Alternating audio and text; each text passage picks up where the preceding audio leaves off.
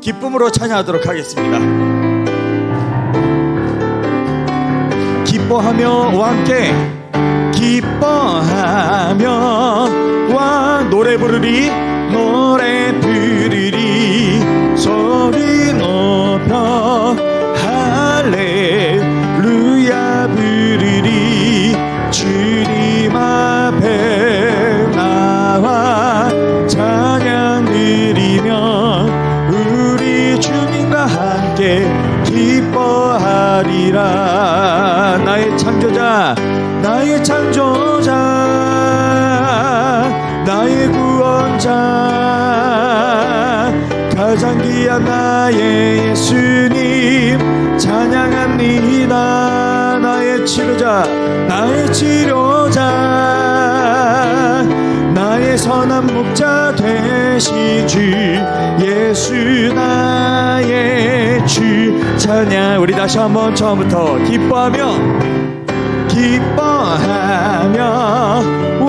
함께 노래 부르리 소리 높여 할렐루야 부르리 주님 앞에 나와 찬양 드리며 우리 주님과 함께 기뻐하리라.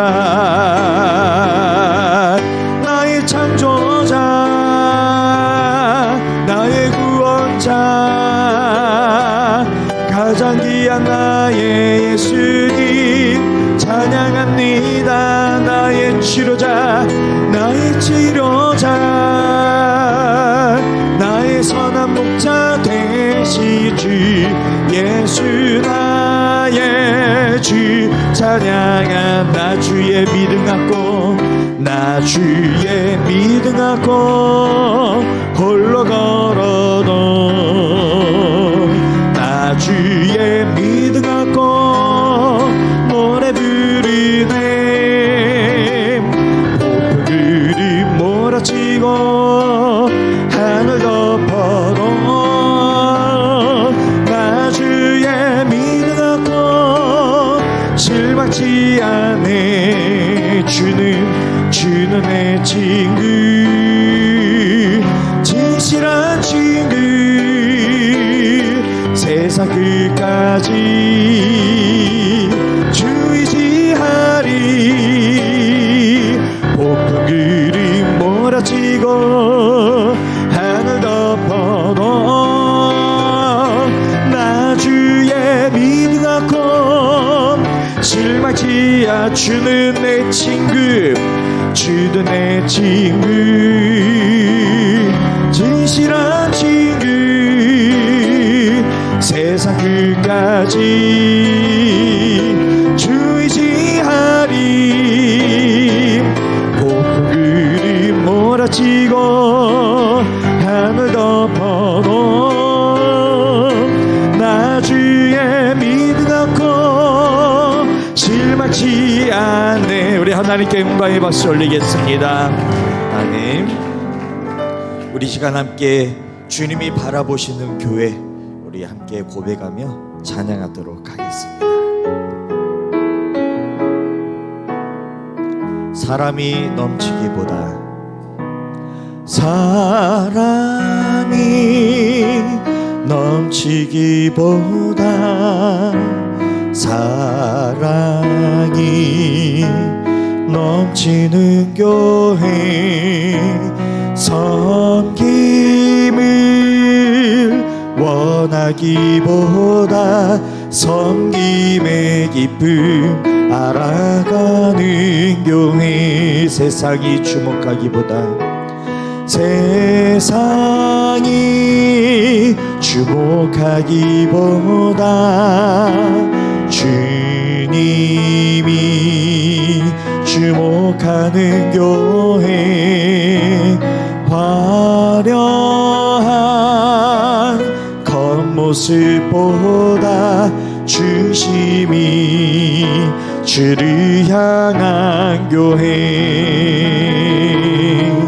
주님이 피로 사시 아름다운 교회 아름다운 교회 서로 사랑함으로 하나 되는 교회, 주님이 머리 되시 거룩한 교회, 우리 함께 만들어. 우리 마지막으로 한 번 더. 주님이 피로 사심, 주님이 피로 사심 아름다운 교회, 서로 사랑함으로 하나 되는 교회, 주님이 머리 대신 거룩한 교회, 우리 함께 만들어가.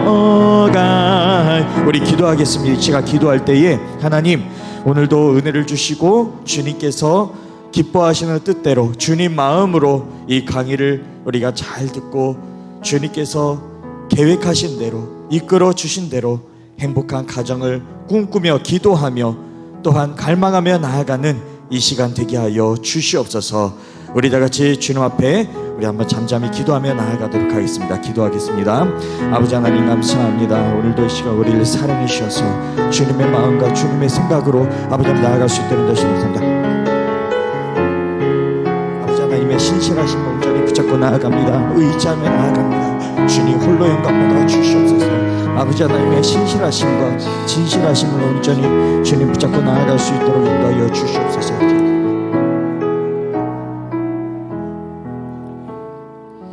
하나님 감사합니다. 또 이렇게 좋은 날 우리에게 허락해 주시고 또 행복한 가정 세미나 두 번째 시간으로 또 함께 이 자리에서 가정을 세워 나갈 수 있도록 인도하여 주시니 감사합니다.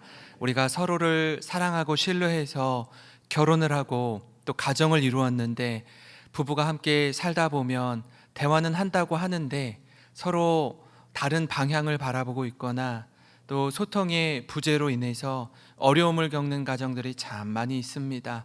잘 사는 줄 알았는데 위기에 닥칠 때 또 흔들리는 가정들을 보게 됩니다. 주님, 오늘 이 시간 우리 목사님을 통해서 귀한 강의를 듣고 또 우리의 삶을 뒤돌아보고 주님 안에서 하나님이 기뻐하시는 행복한 가정을 이루어 나갈 수 있도록 주님 은혜 베풀어 주시옵소서. 감사드리며 예수님 이름으로 기도드립니다. 아멘. 아멘. 할렐루야. 네, 너무나 우리 함께 이 자리 세미나에 오신 모든 분들을 환영하고 축복합니다. 오늘 두 번째 시간입니다. 뭐죠? 부부의 소통과 대화법입니다. 저도 예외가 아닌데 이제 부부가 서로 이야기를 나누다 보면은 여러 가지 이제 어려운 일들이 있을 수 있죠. 예. 그래서 이 부분에 대해서 우리가 함께 또 배우고 또 적용하고 하는 시간 가지면 좋겠고요. 특별히 마친 후에 또 조를 편성해서 조별 나눔할 때 그 나눔의 시간이 너무 좋거든요. 제가 그 다락방이 아니죠. 소그룹 모임을 하고 이제 집으로 돌아가시는 우리 성도님들 모습 지난달에 이렇게 보면서 너무 좋더라고요. 보기에 너무 좋고 가정이 더 하나님 앞에서 믿음 안에서 견고히 세워지겠구나 하는 기대감이 생겼습니다. 오늘도 또 그런 마음으로 또 함께 해주시면 좋겠습니다. 우리 또 서울에서 우리 김민철 목사님 오셨는데 따뜻한 박수로 목사님 감사합니다. 환영합니다. 네, 맞아주시면 감사하겠습니다. 네, 반갑습니다. 지난달에 좀 어떠셨어요? 좋았어요? 네. 그리고 나서 좀 가정에서 한 달 동안 그 5가지 사랑의 언어 활용하셨을 때 어떤 부분들이 좀 여러분 기억에 남으세요? 네. 그런 부분들을 이렇게 한번 듣고 좋았어. 이제 그것도 좋지만 계속 실습하는 것도 대단히 중요합니다. 근데 쉽지는 않아요. 그렇지만 이제 그걸 몸에 그리고 삶에 익숙하다 보면 자연스럽게 될 때까지 하는 거거든요. 한 번, 두 번 하다 안 되면 나는 아닌가비요. 그게 아니라 원래 한두 번, 두 번 해서 되면 안 돼요. 그러면 저 같은 사람은 굶어 죽어요. 계속 잘 그렇게 할 수 있도록 여러분들이 하시면 되고요. 지난달에는 우리가 이제 관계에 대한 부분들이 더 초점이 맞췄거든요. 사랑을 내가 줄 때 내가 좋아하는 걸 주는 것도 되게 중요하지만 받는 사람 입장에서 어떤 것을 받을 때 더 행복할까, 이런 측면에 초점을 맞춰서 현재 우리가 현재 주어진 그 시간들 가운데 어떻게 하면 사랑할 수 있을까라고 하는 이제 약간 원론적인 걸 얘기했다면, 오늘은 실질적인 부분을 좀 얘기 나누려고 합니다. 딸이 밖에서 놀다가 집에 들어왔어요. 그래서 엄마한테 밥을 달라고 그랬는데 엄마 밥 줘 그랬더니 엄마가 약간 당황하시는 거예요. 왜냐하면 밥이 없거든요. 그래서 근데 밥을 할 테니까 잠깐 기다려 그랬더니 딸이 너무너무 시무룩해서 나 너무 배고픈데 그러면서 식탁에 딱 보이는 게 하나가 있었어요. 딸기가 보였어요. 그래서 그러면 저 딸기 내가 먹을래 그랬더니 엄마가 뭐라고 얘기냐면 이거 어쩌냐, 저거 오빠 학원 갔다 오면 주려고 남겨둔 건데, 딱 그렇게 얘기한 거예요. 기분 나쁘잖아요. 예. 나는 뭐 주둥이고 오빠는 입이야 막 이러면서. 근데 이제 엄마가 너무 안쓰러우니까 어떻게 했냐면, 그럼 이렇게 하자. 너 밥 먹고 오빠 반 주자. 그랬더니 딸이 그럼 알았다고. 그래서 딸기 반을 먹었어요. 근데 그 모습을 본 엄마가 깜짝 놀랐습니다. 왜 그랬을까요? 다 먹어버렸어요. 또, 자, 여러분 집에서 있었던 이야기 하시면 돼요. 자, 이렇게 먹었습니다.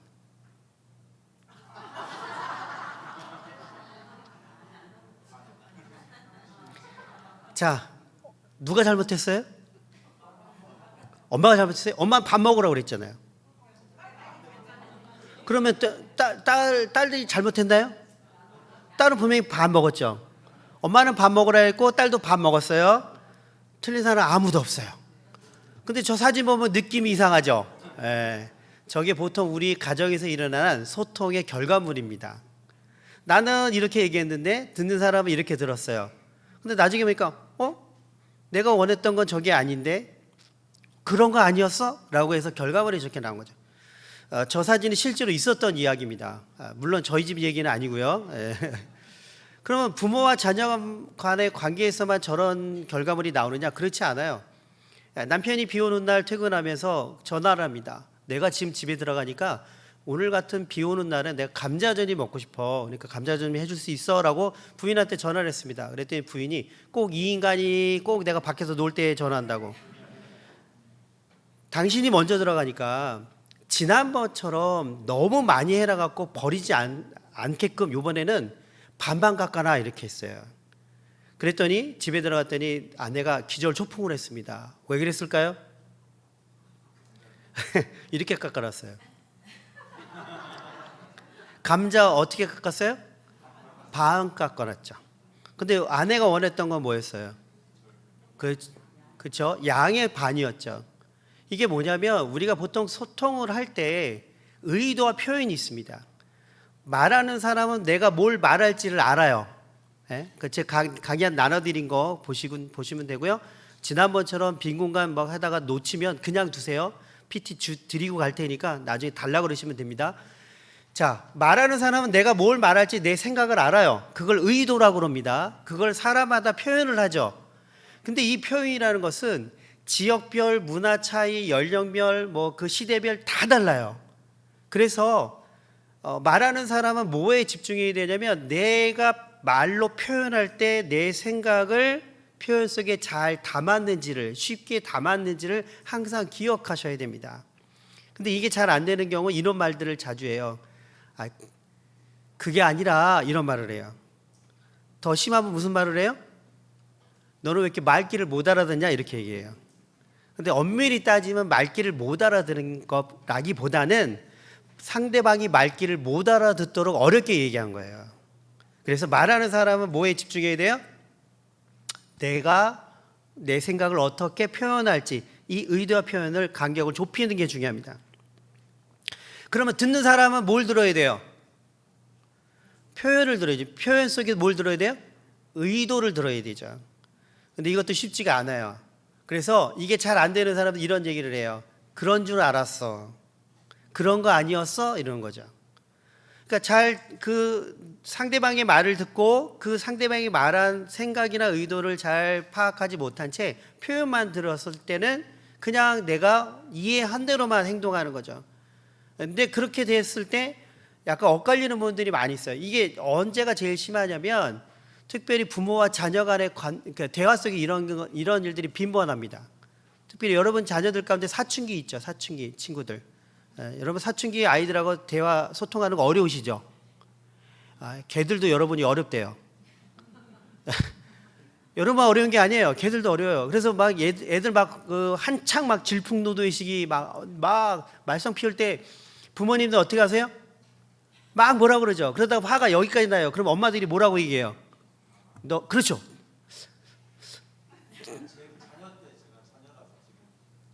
많이 들어보셨어요? 네. 솔직하셔서 감사합니다. 너 집 나가! 그러면 애들이 어떻게 해요? 진짜 나가요. 그럼 거기다 대고 엄마가 너 이 새끼야 어디 나가? 그러면 뭐 애들이 뭐라고 그래요? 그렇죠. 나가라며 이러는 거예요. 엄마의 말은 그 뜻은 의미는 뭐예요? 너 지금 내 말 좀 잘 들어 이 말이잖아요. 그럼 이렇게 얘기를 해요. 아니 그럼 내 말 좀 잘 들어라고 얘기하면 되지 왜 너 집 나가라고 얘기하냐? 이게 커뮤니케이션, 소통에는 그냥 있는 그대로 말하는 게 쉽지가 않아요. 그리고 아이들한테 얘기할 때는 내가 감정이 기거나 화가 나면 은유적 표현을 쓴다고요. 그러니까 집 나가라는 얘기는 내 말 좀 잘 들어라는 의미인데 아이들은 그다음에 또 어른들도 마찬가지죠. 서로가 서로 얘기할 때 그런 부분들을 잘 이해 못하는 경우들이 있다는 거죠. 그래서 진정한 소통은 뭐냐면 내 의도를 잘 표현하고 상대방의 표현에서 의도를 잘 해석하는 것이 중요하다는 것이죠. 이게 쉽지는 않지만 부부간의 대화 가운데도 마찬가지입니다.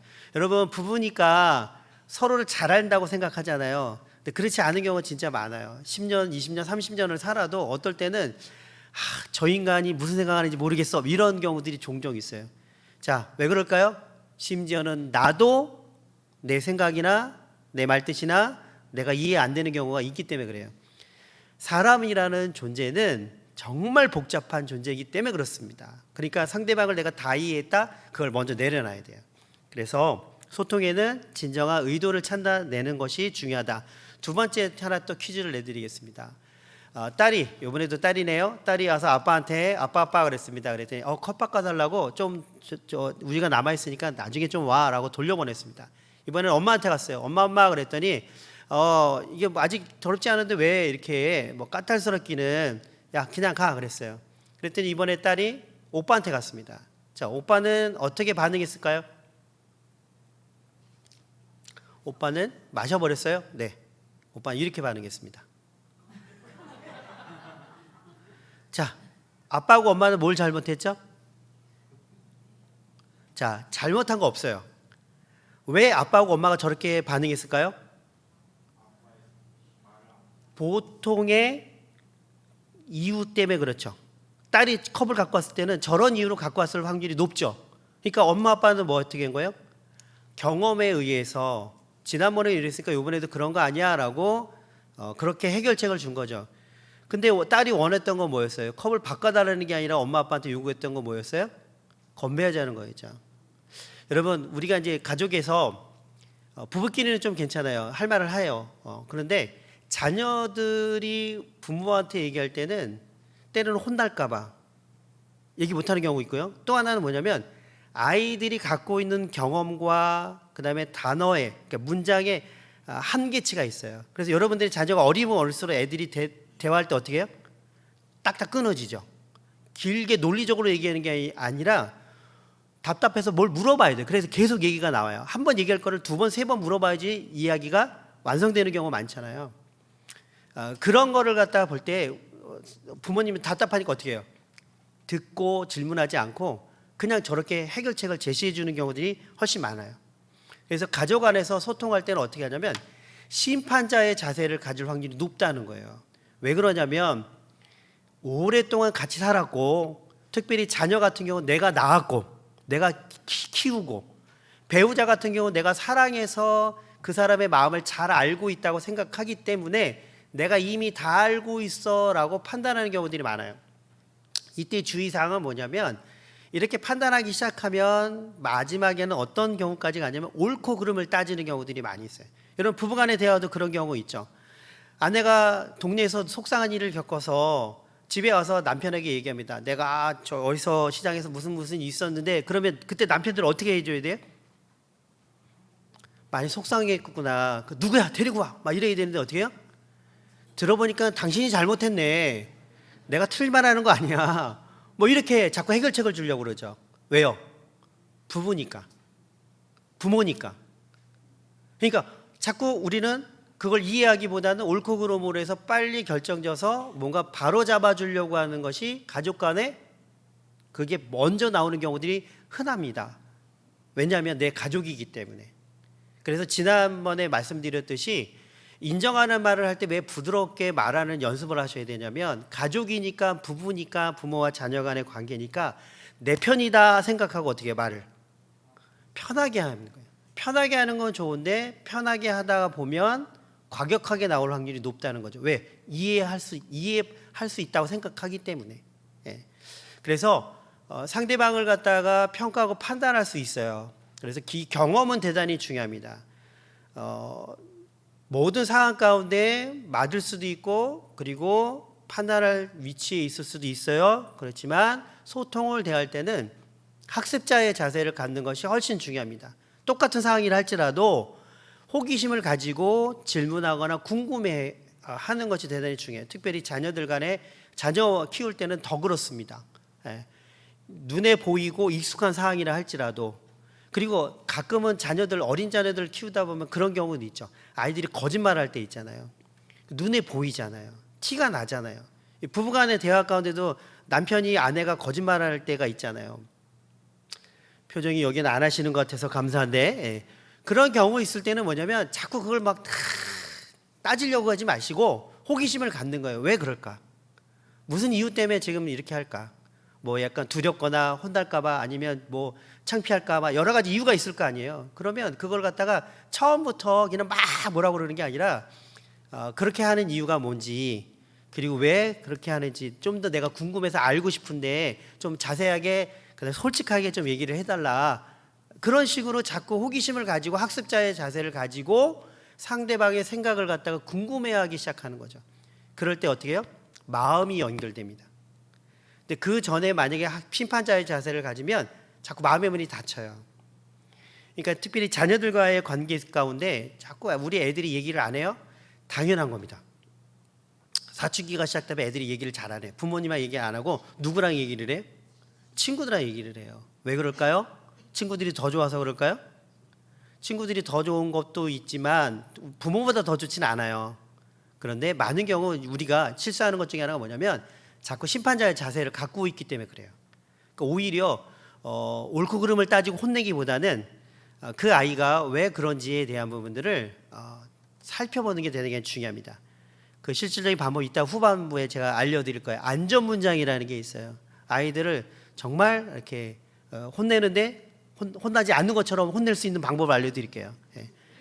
갑자기 눈빛이 초롱초롱해지시는데 그래서 이 불통, 가로막힌 이 불통을 소통으로 전환시키는 첫 번째 첫걸음이 뭐냐면 그게 바로 경청입니다. 경청.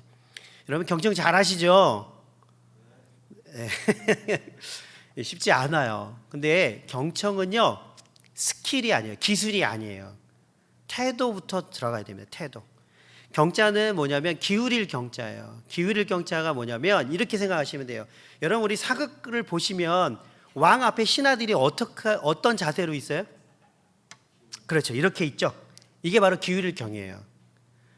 왕을 존중하는 의미로 나라는 존재를 상대방 존재에게 기울여 주는 거예요. 그게 뭐예요?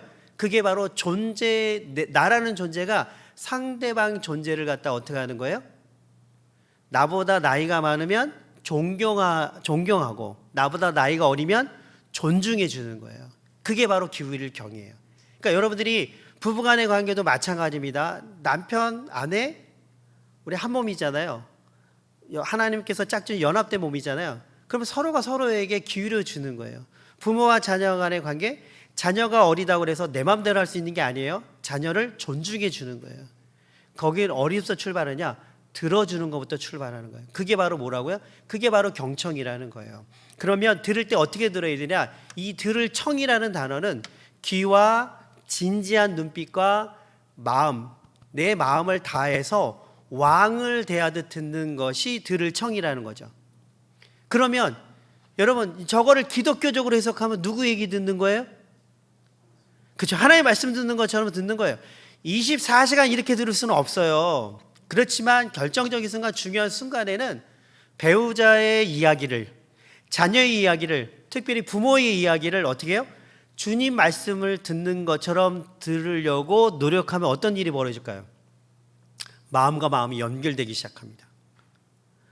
그러니까 결정적인 순간, 중요한 순간, 깊이 있는 대화를 나눌 때 나라는 존재를 상대방의 존재에 기울여주고 내 귀와 눈과 마음을 다해서 그의 이야기를, 진심을 내가 전심으로 듣기 시작하면 어떤 일이 벌어지냐? 마음과 마음이 연결되는 거예요. 그게 중요하다는 거죠. 그러면 이 태도를 가지고 들어야 돼요. 이 태도가 중요한 거예요. 뭘 들어야 되냐? 세 가지예요. 첫 번째는 역지사지입니다. 역지사지는 생각의 의도를 존중해 주는 겁니다. 상대방의 입장이 되어서 기대, 의도, 가치관, 세계관들을 헤아려 보는 거예요. 상대방의 생각이 나하고 일치되는 것은 그렇게 쉽지 않아요. 그러면 그것을 들었을 때 그렇게 생각할 수 있겠구나라고 듣기 시작하는 것이죠. 특별히 자녀들의 이야기를 들을 때 이 생각을 들기 쉽지가 않습니다. 왜냐하면 아이들이 이제 교육받고 오고 그다음에 그 또래에서 여러 가지 현상들을 듣다 보면 이 참 말 안 되는 이야기들이 많거든요. 엉뚱한 이야기도 많거든요. 근데 그럴 때 듣잖아요. 그러면 그때부터 대화가 시작되는 거예요. 그때부터 대화가 시작되는 거예요. 그걸 잘 들어줬을 때 그 생각이 맞다 틀리다가 아니라 그렇게 생각할 수도 있겠네. 그렇게 생각한 이유는 뭐예요? 라고 얘기하는 거죠. 부부간의 대화도 마찬가지죠. 어떨 때 보면 이해 안 되는 부분들이 있어요. 그럴 때 그럴 수도 있겠네요. 그렇게 생각할 수도 있겠네요. 라고 들으면서 그만한 이유가 무엇일까? 라고 호기심을 가지고 질문하고 대화를 나누기 시작하는 것이죠. 저는 이거를 제가 전도사 시절에 아주 정말 제대로 배웠어요. 처음 전도사를 갔는데 지금은 그 친구가 이제 40대 후반에 안수 집사가 되었습니다. 근데 이제 중학생이었고 전 이제 막 이제 신학생으로 전도사를 갔는데 저 만나자마자 첫 번째 질문이 이거였어요. 전도사님, 아담한테는 배꼽이 있었어요? 이거였어요. 자, 여러분 아담한테는 배꼽이 있었어요? 있다고 얘기하면 엄마 뱃속에서 태어나지 않았으니까 그 탯줄을 자를 때 배꼽 생기는 거잖아요. 그럼 있다 그러면 말이 좀 이상하잖아요. 엄마 뱃속에 나오지 않았는데. 근데 또 없다 그러면 또 그것도 이상하잖아요. 왜요? 하나님 온전하게 만드셨는데. 그렇죠? 제가 그 소리를 처음 들어본 거예요. 그래갖고 잠깐, 야 전사님도 잘 모르겠다. 학교 가서 배워갖고 그다음에 알려줄게. 그랬더니 이 친구가 저를 이렇게 보던 표정이 어떤 표정이면 나 같은 또라이가 또 있었네 막 이런 표정인 거예요.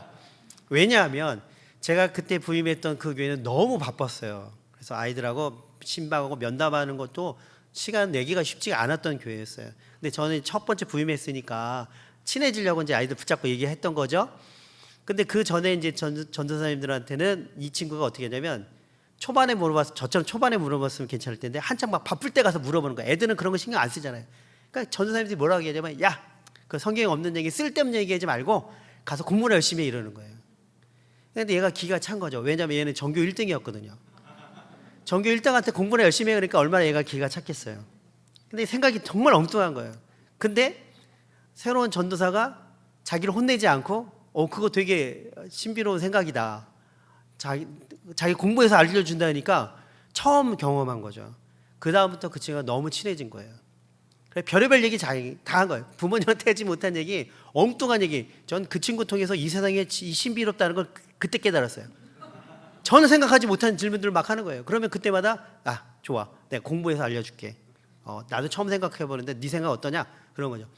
판단하지 않고 그렇게 생각할 수도 있겠네, 그런 생각도 있네, 그런 것도 있어? 라고 제가 호기심을 가지니까 그 친구가 지금까지도 연락을 해요. 분명히 잘못된 생각은 있죠. 올바르지 않은 생각이 있죠. 반기독교적이고 성경적이지 않은 생각들이 있죠. 그런데 처음부터 그걸 잘못됐다고 얘기하기보다는 그럴 수 있구나, 그럼 우리가 그것이 올바른지 성경적인지 알아보자라고 그 과정을 과정 속에서 이야기를 나누고 대화를 나눌 때 대화가 통하기 시작하고 서로 자기 얘기를 하는 거예요. 근데 처음부터 옳고 그름을 따지기 시작하면 그 다음부터는 어떻게 해요? 대화 잘 안 해요. 여러분들도 집에서 그러잖아요. 부부간에 대화를 하려고 그러는데 갑자기 내 말을 이해해주기 전에 벌써 다 붙어내려서 당신이 잘못했네. 난 틀린 말 안 해. 막 이러면 어떻게 돼요? 그 다음부터 얘기하고 싶지 않잖아요. 그건 똑같은 거예요. 듣는다는 거는 옳고 그름으로는 나중으로 미루고 처음에는 그렇게 생각할 수도 있겠네요라고 여기서 출발하는 거죠. 두 번째는 역지감지입니다. 감정의 정당성을 공감해 주는 거예요. 상대방이 느끼는 감정 욕구 정서를 그대로 수용하고 같이 느끼는 거예요. 근데 이 함께 느낀다는 게 똑같은 마음을 갖는다 그 의미가 아니에요. 공감이라는 것은 상대방의 감정을 인정해 주는 거예요. 그 베다해라는 가수가 있어요. 그 베다해라는 가수가 있는데 이제 이장원이라는 가수하고 또 결혼을 했는데요. 이 이장원이 되게 똑똑한 친구예요. 별명이 AI예요. AI. 워낙 똑똑하니까. 그런데 이제 문제는 뭐냐면 이 AI인 남편이 이장원이 이렇게 음악을 한 부인 베다해하고 이 마음에 이 공감하는 게 좀 성향이 다른 거예요. 베다이가 어느 날 막 드라마를 보다 너무 감동적인 장면이 와서 막 울기 시작한 거예요. 근데 남편 이장원이 보더니 이해가 안 가는 거예요. 왜 저게 왜 울지? 저건 당연히 저 주인공이 저렇게 했으니까 당연히 저렇게 된 건 당연한 거 아니야? 라고 생각하는데 베다이는 너무 불쌍해 막 울기 시작하는 거예요. 그랬더니 그 장면을 본 남편의 그 모습을 본 베다이가 부인이 어떻게 했냐면 오빠 다음부터 내가 저런 장면이 나왔을 때 막 울면은 티슈를 뽑아갖고 다혜야 괜찮아 라고 얘기해 주는 거야. 그게 공감이야 라고 얘기한 거예요. 그랬더니 알았다고. 또 학습 능력이 뛰어나잖아요. 그래갖고 비슷한 드라마 장면이 나왔어요. 베다가 또 막 울기 시작하는 거예요. 막 어떻게 그랬더니 이장은 옆에서 티슈를 뽑아갖고 다혜야 괜찮아 라고 했는데 베다가 티슈를 뽑으면서 남편 얼굴 봤는데 깜짝 놀랐어요. 왜냐면 웃고 있는 거예요. 아니 부인은 슬퍼갖고 막 울면 자기들 뽑으면서 어떻게 돼요? 슬픈 표정으로 괜찮아 이래야 되는데 괜찮아? 이러니까 그게 안 되는 공감이 안 되는 거죠. 공감이라는 건 뭐냐면 다른 게 아니에요. 역지감지를 듣는다는 건 그 사람의 마음을 듣는다는 거는 그게 맞다 틀리다가 아니라 그게 울 일이야? 그 사람한테 울 일이에요. 그게 웃을 일이야? 그게 지금 그게 그렇게 할 일이야? 그 사람한테 그럴 일이라는 거예요. 그런 감정이라는 거죠. 아이고 남자가 쪼잔하게 그거 갖다 삐져? 그땐 삐질 일이에요. 거기다가 어떤 의미를 부여하고 판단하는 게 아니라 지금 저 사람은 기분이 나쁘구나. 사람은 감정은 수시로 변해요. 저는 청년사역 오랫동안 했는데요. 진짜 에피소드가 많아요. 그 중에 하나가 뭐냐면 수련회 때는 청년들이 순교할 것 같아요. 보름이 지나잖아요. 청년들이 와서 물어봐요. 목사님 하나님 진짜 살아계세요? 보름 전에 순교할 것 같다는 아이들이 갑자기 보름 후에 살아계시냐고 물어보는 거예요.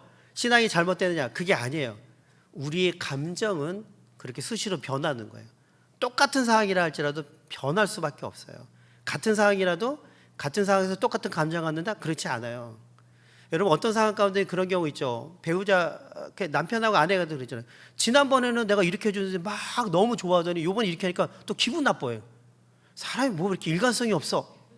일관성이 없는 게 아니라 사람마다 그때그때 느끼는 감정과 정서, 욕구는 다른 거예요. 그러니까 그때마다 그때 느끼는 감정을 갖다 들어주는 거예요. 수용해 주는 거예요. 지금 이 사람이 기분이 나쁘구나. 이 사람이 지금 기분이 좋구나. 이게 기분 좋을 일이 아님에도 불구하고 기분 좋은 거 보니까 무슨 이유가 있겠구나 라고 들어주는 것이 역지감지라는 거죠. 그게 바로 공감이고요. 세 번째는 역지행지입니다. 행동의 표현을 이해하는 거예요. 소통에서 중요한 것은 말의 어떤 내용보다 더 중요한 건 뭐냐면 밖으로 드러나는 언어가 훨씬 더 많습니다. 그러니까 쉬운 예를 하면 이게 부모와 자녀 간의 아이들 키울 때 이 비언어적 요소가 되게 중요합니다. 특별히 여러분 아이들 혼낼 때 있죠. 그때 혼낼 때 보면 이런 거예요. 막 낮에 이제 애가 말을 안 들어. 그래서 엄마가 막 혼냈어요. 저녁에 아빠가 들어왔어요. 그러면 애가 와서 아빠한테 일르죠. 아빠 엄마가 나 혼냈어. 그러면 아빠 물어보죠. 왜 엄마가 왜 혼냈는데? 그럼 아이들이 뭐라고 대답해요? 몰라. 엄마가 그냥 소리쳤어. 이래요. 왜 그러냐? 아이들은 자기가 뭐 때문에 혼났는지를 기억 안 해요. 뭐만 기억해요? 그렇죠. 혼난 것만 기억해요. 그때 혼난 것도 뭘만 기억해요? 엄마 소리 지르는 것만 기억하는 거예요. 자기 잘못 생각 안 하고 엄마가 소리 지르고 막 뭐 이렇게 했어, 막 얼굴이 막 이랬어, 막 이런 그런 것들만 기억하는 거예요. 왜요? 소통에는 비언어적 요소가 더 중요하기 때문에 그래요. 그래서 여러분 아이들 혼낼 때도 방법 알려드릴게요. 혼낼 때일수록 소리가 높여지면 안 돼요. 큰 소리를 내지 않고 조근조근 얘기하시는 거예요. 부드럽게 얘기하시는 거예요. 그러면 아이들이 헷갈리기 시작해요. 내가 혼나고 있는 것 같은데 혼나는 건지 안 혼나는 건지 몰라요. 이게 되게 중요해요. 톤이 그래서 중요한 게 뭐냐면 지금 여러분 정말 잘하고 계세요. 잘한다. 똑같이 잘한다는 단어는 똑같죠. 근데 앞에 거하고 뒤에 거하고 뭐가 달라요? 앞에 건 칭찬이죠. 뒤에 거는 비아냥거리는 거죠. 이게 바로 이 차이예요.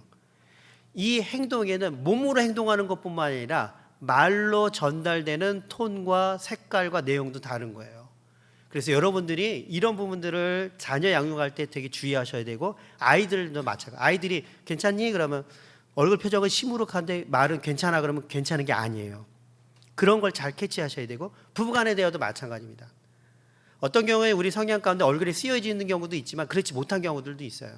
그래서 부인한테 뭐 물어봤는데 부인이 별로 대답도 안 해. 표정 보니까 화난 것 같지도 않고 막 그런 미묘한 거 있죠. 그럴 때일수록 무릎을 꿇어야 돼요. 네. 그게 더 심각한 거거든요. 이제 그런 걸 잘 파악하시는 것이 역지행지입니다. 그래서 들을 때 뭘 들어야 돼요? 역지, 사지. 생각을 들어야 돼요. 들을 때 뭘 들어야 돼요? 역지, 감지. 마음을 들어야 돼요. 들을 때 뭘 들어야 돼요? 역지, 행지. 행동과 톤과 얼굴 표정 이런 걸 다 들어야 돼요. 쉽죠? 자, 실습을 해보겠습니다. 두 분씩 짝을 지어서 가위가위보를 합니다. 가위바위보. 두 분, 세 분씩 지어서 가위가위보. 자, 가위가위보. 자, 실습이 몇 번 더 있어요. 그러니까 지금 이렇게 짝을 지시는 게 좋습니다. 네, 자, 이기신 분 손 들어보세요. 이기신 분, 네, 이기신 분. 뭐 믿음이 좋아서 이긴 거 아니니까 너무 이렇게 안 하셔도 돼요. 네, 자, 이기신 분이 지신 분한테 먼저 30초만 시간 드릴게요. 뭐 1분 하면 좋은데 뭐 넘어도 상관없어요. 자, JJR을 할 겁니다. 자, JJR이 뭐냐면 자기 자랑하는 거예요. 지자랑. 네. 네. 지자랑이 돼요. 근데 지금 제가 이제 염려스러운 건 뭐냐면 이게 기관에서 할 때는 정말 재밌고 흥미롭고 막 난리 법석을 떠는데 교회에서는 잘 안 돼요. 왜 그러냐면 너무 겸손해서 그래요. 겸손해서. 네. 지자랑하는 거예요. 그러니까 애들 말대로 하면 뻥 치는 거예요. 그러니까 이렇게 치는 겁니다. 쉬운 예를 들어 이렇게 뭐 내가 뻥을 쳤는데 상대방이 맞아 그런 거 같아. 그건 실습이 아니에요. 그러니까 예를 들면 이렇게 치는 거죠. 내가 만약에 이제 부부가 같이 앉았어요. 그럼 부인이 이제 남편한테 내가 당신 만나기 전에는 여기 군산에서 저기 서울까지 나를 따라다니는 남자들이 줄을 섰어. 막 이렇게 뻥을 치셔야 돼요. 그래서 듣는 사람이 듣고 있다가 죄송합니다. 이 교회인데 애들만 쓸게요. 들으면서 아우 지랄하고 있네. 이런 느낌이 들어야지 실습이 되는 거예요. 왜 그런지를 제가 좀 이따 말씀드릴게요. 이해하셨죠? 네. 그럼 먼저 제가 역할 바꾸세요 할 때까지 뻥을 치시고 그다음에 다음에는 지신 분이 이기신 분한테 뻥을 치시면 되는 거예요. 됐죠? 준비됐죠? 준비 시작. 죄송한데 물 좀 주시겠어요? 네.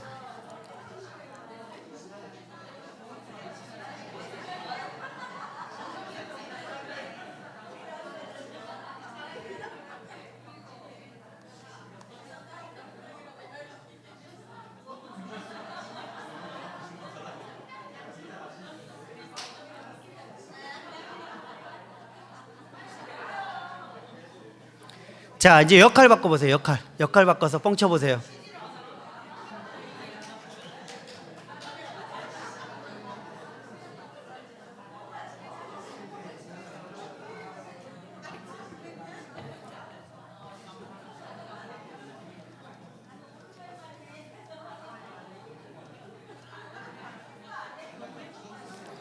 자, 여기까지 할게요.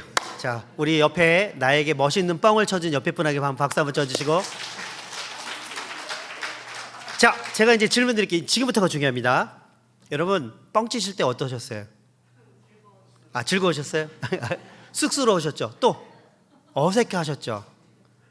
자, 이제 여기 진짜 중요한 원리가 있습니다. 하나는 뭐냐면 우리는 겸손 그러면 약간 성경적인 겸손보다는 이상하게 겸손 그러면 약간 자기 비하하는 경우들이 있어요.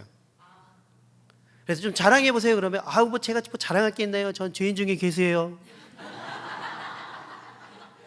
여러분 죄인 중에 괴수는 사도 바울이지 우리가 아니에요. 그냥 우리는 죄인이에요. 괴수급은 아니에요. 그게 겸손이라고 생각하는 거예요. 자기 비하가 겸손이라고 생각하는 거예요. 성경적인 겸손은 그렇지 않습니다. 성경에 겸손에 대한 정의들이 많이 나오는데 저는 이거 하나를 권해요. 빌립보서에 보면 각각 자기 일을 하고 각각 자기보다 남을 그렇죠. 낮게 여기는 거예요. 낮게 여기는 게 아니에요. 낮게 이렇게 낮게 여기는 게 아니라 낮게 여기는 거예요. 겸손은 타인을 높이는 게 겸손입니다. 근데 보통 우리는 어떻게 해요? 나는 비하하고 남들은 더 까고. 그래서 남들을 더 까면 내가 뭐 대단한 사람이 된 것처럼 그러잖아요. 여러분 겸손은 다른 사람을 높이는 거예요. 복음은 교회는 가정 공동체는 다른 사람을 더 높임으로 인해서 그 사람이 더 빛날 수 있도록 하는 것이 뭐예요? 그게 바로 겸손이에요. 진짜 겸손한 사람 감사합니다. 진짜 겸손한 사람은 어떤 사람이면 주변에 그 겸손한 사람 주변에 이 사람들이 빛나는 거예요. 그게 겸손이에요. 여러분 남편을 빛나게 해보세요. 아내를 빛나게 해보세요. 자녀를 빛나게 해보세요. 부모를 빛나게 해보세요. 누가 빛나요? 내가 빛나는 거예요. 그러나 세상의 법칙은 어떻게 해요? 세상의 법칙은 다른 사람 다 까. 다 까고 다 무시하고 다 저기예요. 그러면 내가 높여지는 줄 알아요? 그렇지 않아요. 내가 그렇게 막 했던 사람들이 결국에 누구를 공격해요? 나를 공격하는 거예요. 겸손은 타인을 높이는 것이 겸손입니다. 두 번째, 들으실 때 어떻게 들으셨어요? 이해가 돼요? 상대방이 뻥친 게 그게 다 이게 정립이 돼요? 여러분 왜 우리가 소통이 어렵냐면 사람들이 이 들을 때 말 같은 말만 골라서 듣기 때문에 그래요. 특히 부부간에 대한 부모 자녀 간에가 더 그렇거든요. 내가 생각할 때 이게 맞는 얘기야 틀린 얘기야 이렇게 접근해요. 그리고 이거는 말 같은 얘기야 이건 말 같지도 않은 얘기야 이러죠. 그러니까 아이들한테 얘기할 때 어떤 얘기예요? 쓸데없는 말 하지 말고 공부해 이렇게 나오죠. 쓸데없는 말이라고 생각하니까 들어요 안 들어요? 안 들어요. 어떻게 들어요? 파편적으로 들어요. 이만큼 듣고 이만큼 듣고 이만큼. 그러니까 이게 전체 연결하면 내용이 안 되죠. 그러니까 얘는 말을 그따위로 해 이렇게 나오는 거죠. 그따위로 한 게 아니에요. 그래서 소통의 출발점은 경청의 출발점은 뭐냐면 말 같지도 않은 말을 들으려고 노력할 때 경청이 되는 거예요. 역으로 생각하면요, 여러분의 말이 다 말 같은 말일까요? 말 같은 말이라 할지라도 듣는 사람이 말 같지 않은 말로 들을 수도 있다는 걸 기억하셔야 돼요. 그래서 모든 말은 다 논리적이고 100% 맞는다라고 생각하지 마시고 그걸 내려놓고 남편 얘기할 때 부인 얘기할 때 내가 이해 안 되고 말 같지도 않은 말 같고 왜 쓸데없는 말을 하고 그래? 라고 하는 것조차도 듣는 거예요. 그래서 역지사지부터 출발하는 거예요. 그 생각이 말 같지도 않아도 말 같지 않은 말이랄지라도 말 같은 말이라고 인정하고 그렇게 생각할 수도 있겠네. 그런 감정일 수도 있겠는데 이렇게 출발점을 가지고 듣기 시작할 때 상대방의 이야기가 어떻게 해요? 들리기 시작하는 거죠. 그래서 경청은 연습이 필요합니다. 쉽지가 않아요. 그래서 내가 다 듣고 있다고 생각하는데 그렇지 않은 경우들이 진짜 많이 있어요. 이건 여러분이 이제 소그룹 발수도 마찬가지예요. 목장이나 아니면 뭐 제자 훈련할 때도 마찬가지예요. 모든 사람들의 이야기를 그렇게 들어야 된다는 것이죠. 그러려면 어떻게 들어야 되냐면 처음에는 제일 최하 단계가 배우자 경청이라는 게 있습니다. 이건 건성으로 듣는 거예요. 건성으로 듣는 거. 이 배우자 경청이라는 말이 좀 재밌죠. 근데 이게 지금 뭐 그러니까 제가 붙인 말이 아니라 이게 학술 용어입니다. 남편이 신문을 보다가 이렇게 했어요. 남자는 하루에 15,000단어를 얘기하는데 여자들은 3만 단어를 얘기한다는 그 통계를 보고 물어봤어요. 아내한테. 왜 이렇게 여자들이 말이 많은 거야? 그랬더니 부인이 뭐라고 설명했어요. 자, 남편이 어떻게 반응했을까요? 뭐? 이랬어요. 이게 뭐예요? 그렇죠. 안 들은 거죠. 그러니까 부인이 똑같은 말을 반복해서 다시 한번 설명해 줬어요. 그랬더니 남편이 어떻게 반응했어요? 이렇게 반응한 거예요. 그때 이해한 거죠. 왜 남자보다 여자가 2배의 말이 많냐면 남자들이 말귀를 못 알아들어갖고 여자들이 똑같은 말을 2번 하기 때문에 여자들이 말이 많다는 학설이 있습니다. 그게 바로 배우자 경청이에요. 두 번째는 수동적 경청입니다. 상대방이 말하도록 그냥 내버려 두는 거예요. 이걸 누가 잘하느냐? 엄마들이 잘합니다. 여러분, 엄마들이 아이들 키울 때 아이들이 이제 초등학교 들어가 유치원이나 초등학교 갔다 오면 막 엄마 앞에서 막 얘기하죠. 엄마 오늘 학교에서 무슨 일이 있었냐면, 그래서 1교시부터 6교시까지 쭉 얘기해요. 자, 그럴 때 엄마들이 어떻게 들어요? 그래 얘기해봐 말하면서 설거지하고, 얘기해봐 드라마 보면서, 쟤는 왜 저런다니 막 이러면서 계속 딴짓하면서 듣는 거죠. 그러니까 아이가 그걸 알아요. 그러니까 나중에 화가 나니까 엄마 내 얘기 들어. 다 듣고 있어. 그렇게 얘기하죠. 그럼 애들이 뭐라고 얘기해요? 그렇지, 내가 뭐라고 했는지 말해봐. 그러죠. 그러면 뭐라고 얘기해요? 좋은 얘기 이러고 끝나요. 그게 바로 수동적 경청이에요. 너는 말하도록 둬라. 나는 내가 할 길 가겠다. 이게 수동적 경청이에요. 이런 대화들이 많아요. 세 번째는 적극적 경청입니다. 그 사람에게 집중해서 그 사람의 마음을 듣는 거, 그것이 적극적 경청입니다. 이것도 쉽지 않아요. 그런데 우리가 모임을 한다든지 가정에서 적극적으로 상대방 이야기를 들어주려고 해야 되는데, 제일 높은 건 뭐냐면 맥락적 경청이라는 게 있습니다. 이거는 아까 조금 전에 말씀드렸듯이 역지사지, 역지감지, 역지행지, 생각과 마음과 행동을 전체를 다 듣는데, 이때 중요한 건 뭐냐면 배경과 공간도 중요합니다. 공간이 왜 중요하냐면 이거예요. 어떤 공간과 어떤 분위기 속에 이야기하느냐에 따라서 대화의 내용과 결과물도 달라져요. 예를 들면 이겁니다. 여러분, 집에서도 기도하시죠? 교회에서도 기도하시죠?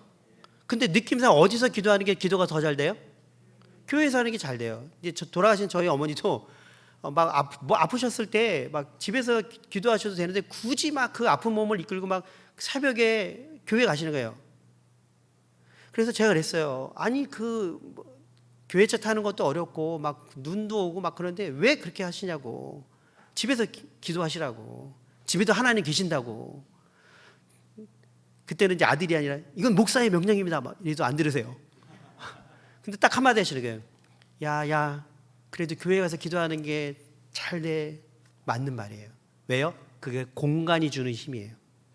그래서 여러분들이 중요한 이야기를 하고 정말 의미 있는 이야기를 할 때는 좋은 공간, 좋은 배경 속에서 하셔야 돼요.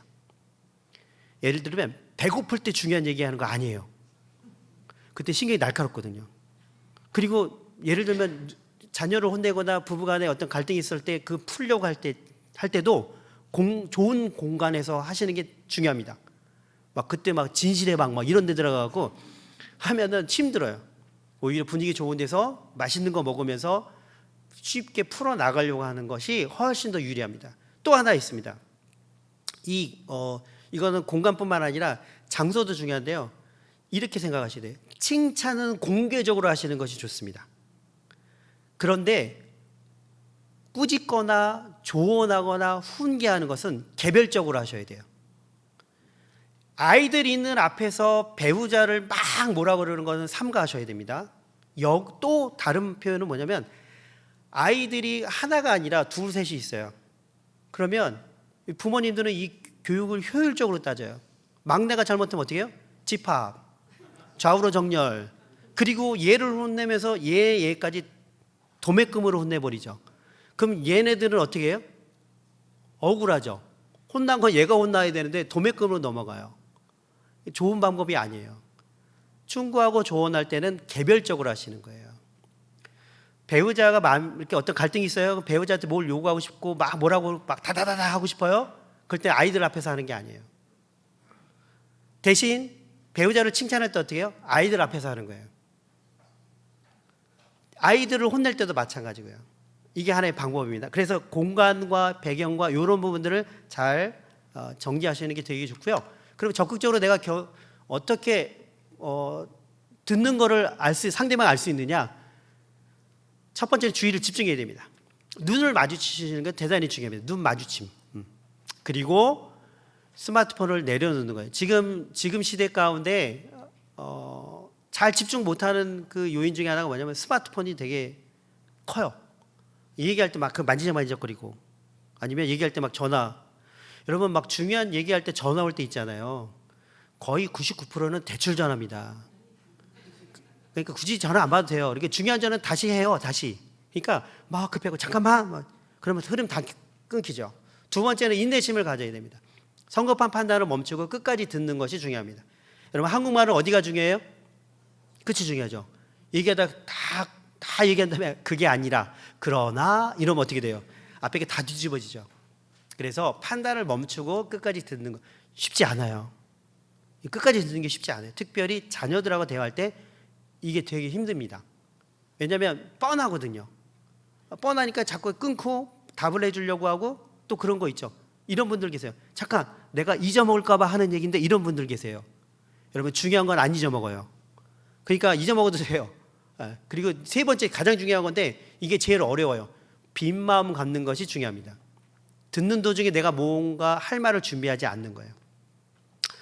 대화의 습관 중에 하나가 뭐냐면 상대방의 얘기를 들으면서 내가 무슨 말을 할까 자꾸 생각하시는 분들 계세요. 근데 이러면 어떻게 되냐면 그 대화의 내용을 끝까지 못 듣습니다. 제대로 못 들어요. 자꾸 내 답만 생각하는 거예요. 그래서 말보다 이 생각이 5배가 빠릅니다. 그러니까 상대방이 말을 하잖아요. 그럼 가만히 듣고 있다가 그래요 라고 하는 순간에 내가 할 말이 다 떠올라요. 그것이 하나의 우리를 만드신 하나의 원리예요. 그러니까 말을 들으면서 내가 무슨 말을 할까 생각하지 않아도 나중에 충분히 생각할 수 있는 시간이 있으니까 그냥 듣기만 하는 것이 대단히 중요하다는 것이죠. 특별히 이거는 가정예배 드릴 때나 그 다음에 제자훈련이나 우리 소그룹 할 때도 이 빈마음 갖는 게 대단히 중요합니다. 그렇게 소모임을 할 때 이 빈마음을 갖지 못하고 자꾸 딴 생각하거나 아니면 다른 말할 준비를 하는 그 두 부류의 사람들이 있어요. 첫 번째가 누굴까요? 인도자들이 그럴 확률이 높아요. 왜요? 시켜놓고 그 다음 거 생각하는 거예요. 네. 두 번째, 누가 딴 생각할 확률이 높을까요? 그 다음 발표할 사람이 그렇습니다. 내가 뭘 발표해야지? 이 사람 얘기할 때 이 사람 거 안 듣고 막 발표해요. 그래서 제가 이제 이걸 실습을 좀 시킬 때 있어요. 소그룹 실습할 때 이렇게 지켜봐요. 그러면 여기서 얘기한 분이 똑같은 얘기를 여기서 한 사람이 똑같이 반복을 해요. 처음 이야기하는 것처럼. 왜요? 자기 발표할 것만 생각하고 여기 얘기를 잘 못 듣는 거예요. 그러니까 불안하니까 어떻게 내가 이렇게 말을 하면 사람들이 어떻게 생각할까, 이렇게 얘기하면 사람들이 어떻게 판단할까, 그 생각 때문에 그렇거든요. 그래서 가정 예배나 소모임의 중요한 것 중에 하나 뭐냐면 심리적 안정감이 잘 형성되는 게 중요합니다. 그러니까 뭐냐면 교회나 가정은 내가 무슨 말을 해도 나를 비난하거나 판단하거나 정죄하지 않는다는 그 공감대가 형성돼야 돼요. 그러니까 말 같지도 않은 말이 나오고 쓸데없는 말이 나오고 저건 이상한 말인데 그것도 다 포용할 수 있어야 되는 거예요. 그러니까 배우자의 말, 자녀의 말 다 그런 거 포용할 수 있어야 돼요. 그럴 때 서로가 서로의 마음을 연결할 수 있다는 거죠. 또 하나 요약 확인입니다. 특히 자녀들하고 얘기할 때는 얘기가 길어지잖아요. 그러면 애들이 자기가 무슨 말 하는지 몰라요.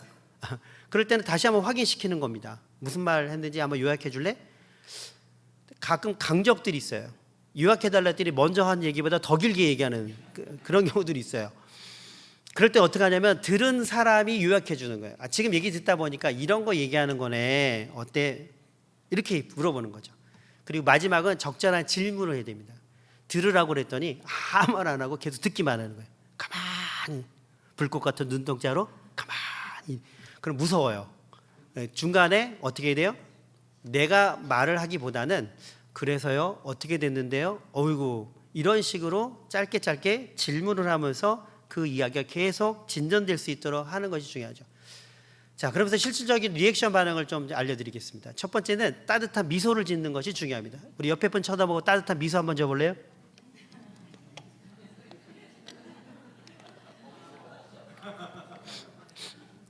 자, 눈싸움 하는 거 아니고요. 네, 따뜻한 미소. 근데 슬픈 이야기를 해요. 그럼 어떻게 해야 돼요? 슬퍼야죠. 슬픈 얘기하는데 따뜻한 미소 지면 그 약 올리는 거죠. 자, 리액션이라는 거 어렵게 생각하지 마시고 이렇게 생각하시면 돼요. 리액션은 상대방의 거울이 되어주는 거예요. 이 사람이 슬프면 나도 슬퍼한 반응을 보이고 이 사람이 기쁘면 나도 기뻐하는 반응을 보이는 거예요. 이 사람의 표정이 어두워요? 그럼 나도 표정이 어두워요. 이 사람이 좋아요? 그럼 나도 좋아해 주는 거예요. 그러니까 그 사람이 내가 행동하는 걸 보고 나의 상태를 확인할 수 있는 최상의 리액션이라는 거죠. 너무너무 기뻐해. 자녀가 와서 듣는 엄마가 이렇게 기쁜데 너는 얼마나 기쁘겠니? 그러면 그 이야기와 표정을 듣는 아이는 어떻게 해요? 더 기뻐할 수 있는 거죠. 그러니까 리액션을 잘하면 그 사람의 감정이 기쁜 건 더 기뻐지고 슬픔은 감소되는 거예요. 그게 리액션의 원칙이에요. 또 하나는 뭐냐면 눈을 마주치는 겁니다. 눈 마주치고 그다음에 고개를 끄덕이는 거. 이제 이런 거는 좀 잘하세요. 근데 여성분들이 잘하시는데 남성분들은 이게 남성의 언어는 뭐냐면 결과와 논리의 언어이기 때문에 이러고 들어요. 이렇게. 그거 아닌데 뭐 이러면서. 예. 근데 이럴 때 중요한 포인트 중에 하나가 뭐냐면 고개를 끄덕여 주는 거예요. 자, 이건 무슨 뜻이에요? 그렇죠. 긍정해 주는 거죠. 예. 근데 이때도 타이밍이 중요합니다. 이 사람이 잘못한 거 얘기할 때 이렇게 하면 안 돼요. 또 하나, 이 고개를 끄덕인다고 막 이렇게 하는 사람이 있어요. 그거는 그만하라는 소리예요. 예. 근데 박수 치는 거. 우리 여성분들은 이거 잘하죠. 막 신다면 어떻게 박수 치고 옆에 사람 막 스매싱하고 막 그러죠. 예. 그런 게 하나의 좋은 리액션이에요. 그다음에 아하, 그렇구나. 자, 쫓아해볼까요? 그렇구나. 그랬구나. 제 톤을 잘 기억하셔야 돼요. 그렇구나. 그랬구나. 그렇겠네요. 이게 마법의 단어예요. 그러니까 여러분들이 리액션하기 어렵잖아요. 뭐 생각이 안 나잖아요. 표정 짓는 것도 힘들어요. 그럼 이거 하면 그렇구나. 그랬구나. 그리고 뭔가 얘기해 주려고 그러는데 내가 얘기를 갖다 하기가 어려워요. 그러면 그래서 어떻게 됐는데요? 이걸 쓰는 거예요. 그래서 어떻게 됐는데요? 그럼 그 다음 거를 듣고 싶다는 의미거든요. 그렇게 계속해서 리액션 해주는 거예요. 이게 되게 중요합니다. 그런데 한 가지 주의사항. 그렇구나 할 때는 내 감정이 평온할 때 그렇구나를 하셔야 돼요. 내 감정이 안 좋을 때 그렇구나 그러면 역효과가 날 수 있습니다. 실제로 있었던 얘기인데요. 어느 교회 부모 교육, 이제 어머니 기도회 가서 제가 이걸 실습을 시켰어요. 마침 그 교회 2번을 가게 돼갖고 첫 번째 가는 날 마지막에 2가지 숙제를 내드렸어요. 하나는 여러분의 자녀의 장점을 100가지를 써오세요. 2번째는 무슨 일이 있어도 아이들하고 일이 있을 때 그렇구나 이걸 반복하셔야 됩니다. 이 2가지 숙제를 내드렸어요.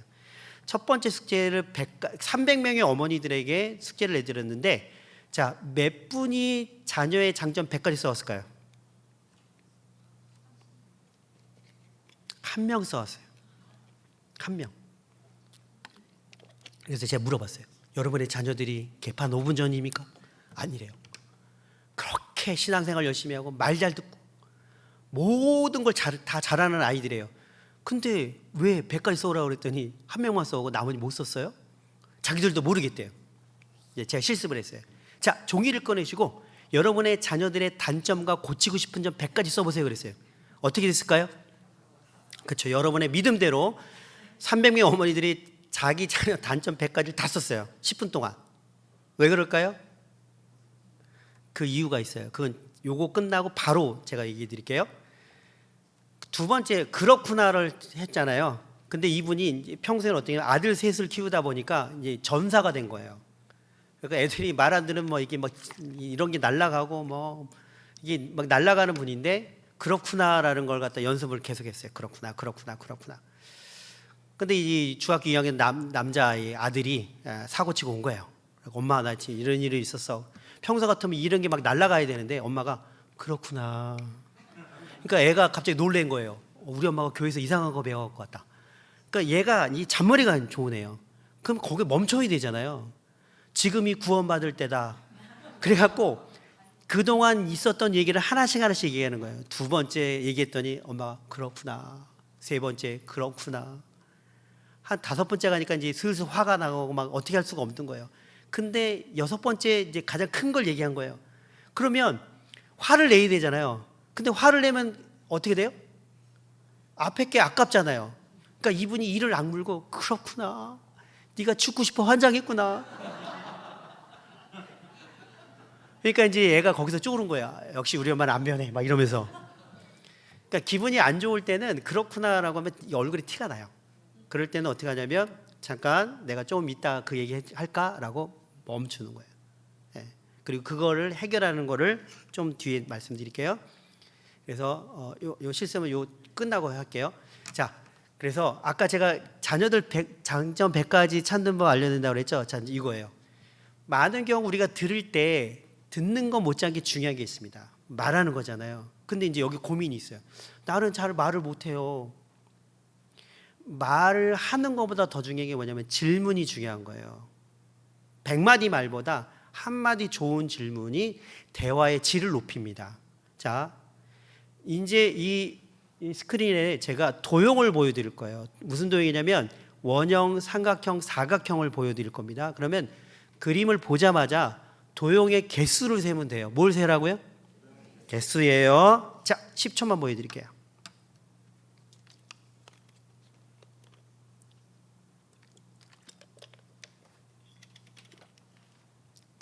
자, 몇 개예요? 몇 개? 몇 개입니까? 8개. 또 50개. 아, 네. 지금 경매 아니니까 많이 안 불러도 돼요. 네. 12개. 네. 22개. 자, 그럼 제가 이렇게 질문할게요. 저 그림에 시계가 있었는데요. 몇 시였죠? 중간에 버스가 한 대 있었는데요. 버스에 아이들이 몇 명 타고 있었죠? 여러분 표정이 저희 막 이런 표정이에요 지금. 제가 처음에 그림 보여주기 전에 뭐라고 질문했어요? 그렇죠. 도형의 개수세라고 그랬죠. 이게 바로 질문의 힘이에요.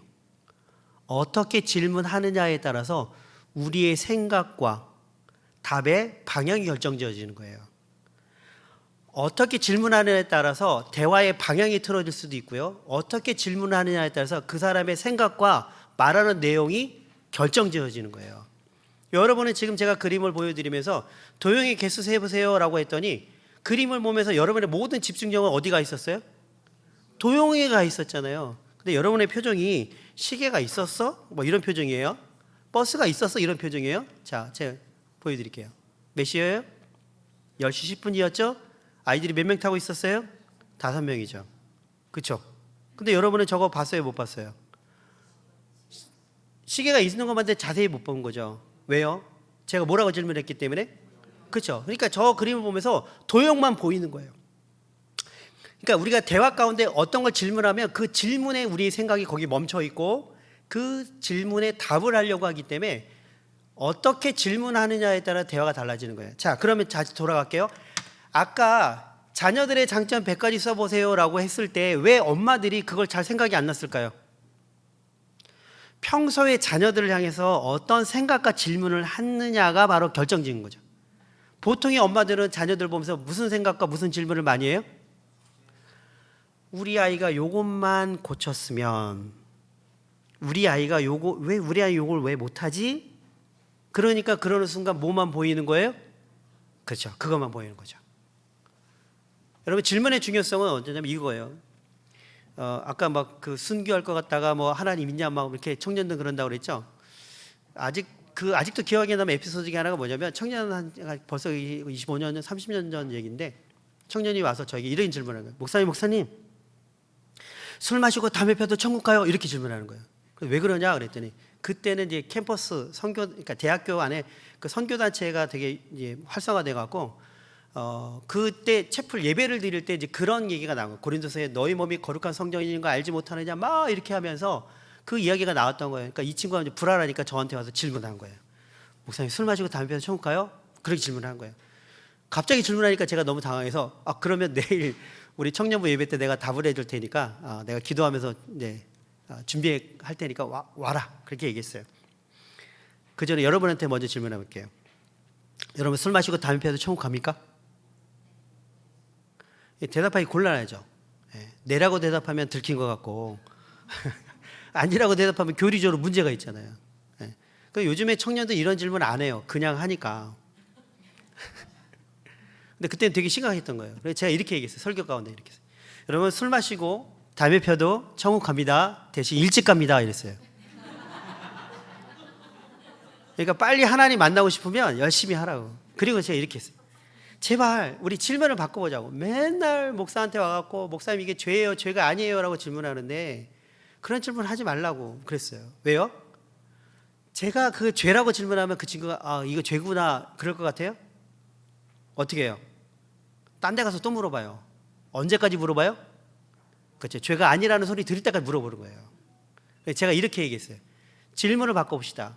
여러분이 어떤 상황 가운데 어떻게 말해야 될지, 어떻게 행동해야 될지, 이것이 죄냐 죄가 아니냐고 그런 순간이 왔을 때 죄냐 죄가 아니라고 질문하지 말고 내가 말하고 행동하고 결정하는 것이 나를 얼마나 거룩하게 만들고 내가 그렇게 말하고 내가 그렇게 행동하는 것이 얼마나 하나님께 영광을 돌리고 내가 말하고 행동하고 결정하는 그런 부분들이 믿지 않는 사람들이 봤을 때 얼마나 마태복음 5장의 말씀처럼 하나님께 영광을 돌리고 하나님을 찬양하게 만들 수 있는지를 질문을 해라 라고 그렇게 질문을 바꿔보라고 그랬어요. 술 담배도 고민되느냐? 그럼 소주잔을 놓고 주님, 이 주님을 주셔서 감사합니다. 이 주님 마심으로 내 거룩하게 해주십시오라고 기도하고 마실 수 있으면 마셔라 그랬어요. 그랬더니 저 뒤에 있던 남자 청년 하나가 에이씨 마시지 말라는 거네. 마시냐 마시지 않느냐가 중요한 게 아니라 그걸 정죄하는 게 중요한 게 아니라 우리의 신앙의 모습은 커트라인 신앙, 죄냐 죄가 아니냐 그 수준이 아니다. 하나님 우리에게 원하시는 것은 우리가 예수님처럼 거룩하게 살아가기를 원하시기 때문에 예수님처럼 살아가기를 원하시기 때문에 모든 질문 가운데 예수님이라면 어떻게 하셨을까? 내가 이렇게 행동하면 내가 얼마큼 더 예수님을 닮아갈까? 내가 이렇게 말하고 이렇게 결정하면 예수 그리스도의 장성한 분량에까지 어떻게 더 성장하고 성결하고 성화될 수 있을지를 질문을 바꿔보세요 라고 얘기했어요. 마찬가지입니다. 여러분 주일날 교회에 오실 때 어떤 생각을 갖고 오세요? 처음 듣는 생각과 질문이 중요합니다. 예를 들어서 지난 주일날 찬양대에 어떤 김 집사님이 찬양하다가 삑사리를 냈어요. 그러면 주일날 아침에 오면서 오늘은 그 김 집사님이 언제 삑사리를 낼까? 그 생각 갖고 오면 예배 시간 내내 뭐만 기다려요? 삑사리 낼 것만 기다려요. 그런데 예배 끝났는데 내가 기분이 안 좋고 세상에서 너무 힘들고 막 일주일 동안 너무 시달리다가 너무 내 마음이 안 좋은데 그럼에도 불구하고 오늘 하루 쉬지 이게 아니라 그런 마음을 갖고 오면서도 교회에 오면서 하나님 오늘 예배 가운데 제게 어떤 은혜를 주실 것입니까? 오늘 예배 가운데 우리 담임 목사님의 설교를 통해서 내게 어떤 위로의 말씀을 주실 겁니까? 라고 질문하고 이 자리에 앉아 있으면 예배 시간 내내 뭘 기다려요? 은혜를 기다리죠.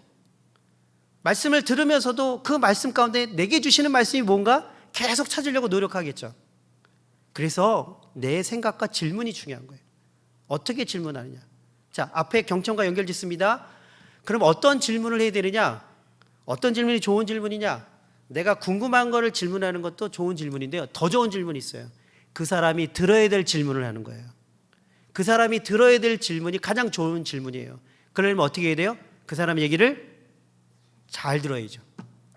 거기에 다 질문거리가 있기 때문에. 그래서 질문을 어떻게 해야 되느냐? 예시를 거기서 다 써드렸어요. 예전에는 제가 막 질문 100가지 막 이렇게 써드렸거든요. 소용이 없어요. 질문을 외우는 게 아니에요. 그래서 가끔 물어봐요. 제가 전문 코치니까 어떻게 하면 좋은 질문을 만들어요? 막 배우시는 분들 저한테 와서 질문하는데 질문을 외우는 게 아니라 그 사람 얘기를 잘 들으면 돼요. 그러면 그 질문이 좋은 질문이 나올 수밖에 없어요. 물론 몇 가지 기술이 필요하긴 해요.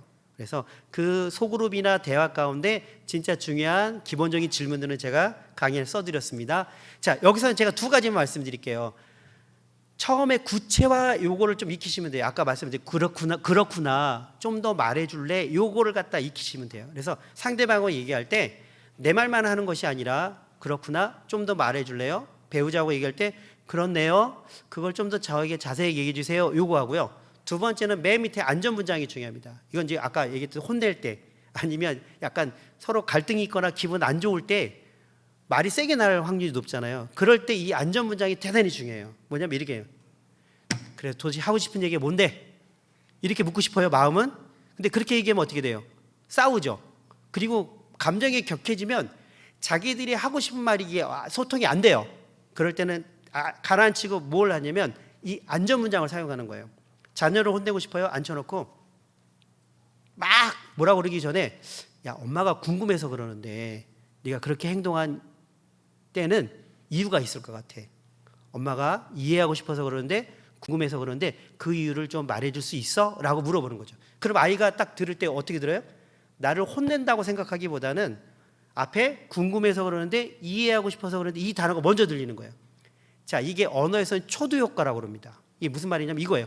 여러분, 빨간 코끼리 생각하지 마세요. 근데 뭐가 생각이 났어요? 빨간 코끼리 생각이 났죠. 왜요? 빨간 코끼리라는 단어가 제일 앞에 있었기 때문에 그래요. 듣는 순서대로 사람은 연상이 되는 거예요. 그러니까 궁금해서 그러는데 너 그 일 한 이유가 뭐야? 라고 물어보는 순간 그 일을 꾸짖는다기보다는 앞에 엄마가 지금 아빠가 궁금하구나, 이게 먼저 들어오는 거예요. 그러니까 대화가 어떻게 돼요? 부딪히거나 이러지 않고, 아, 지금 내가 아빠의 궁금증을 풀어줘야겠구나, 이런 식으로 대화가 형성이 된다는 거죠. 자, 실습을 해볼게요. 이제 두 분씩 짝을 지셔서, 아까 그 가위바위보 했잖아요. 이번에 지신 분이 먼저 이기신 분한테 가정에서 내가 어떤 역할을 하는 거, 그러니까 만약에 아내면 아내, 남편이 남편, 아빠면 아빠, 그 역할 가운데 내가 지금 생각할 때 가장 중요한 게 뭘까? 이걸 갖다가 그냥 얘기하는 거예요. 그럼 들으신 분들이 어떻게 들으셔야 돼요? 리액션. 아까 기억나시죠? 리액션. 그렇구나. 박수치듯이 고개를 끄덕이는지 웃던지 아니면 질문하시는 거죠. 그래요. 그래서 어떻게 됐는데요? 제가 궁금해서 그러는데 그걸 좀 더 자세히 얘기해 주실래요? 이런 식으로 그 종이 질문 예시를 보고 하셔도 상관없습니다. 그래서 서로 두 분씩 1분씩 시간을 드릴 테니까 한번 대화를 나눠보세요. 자, 이때 주의사항은 내가 말을 잘한다기보다는 듣는 거를 한번 훈련하는 겁니다. 이해되셨죠? 자, 한번 해보겠습니다. 준비, 두 분씩 세 분씩 한번 짝을 지셔서 대화를 하시면 되겠습니다. 시작. 자, 제가 역할 바꾸세요 할 때까지 대화하시면 돼요.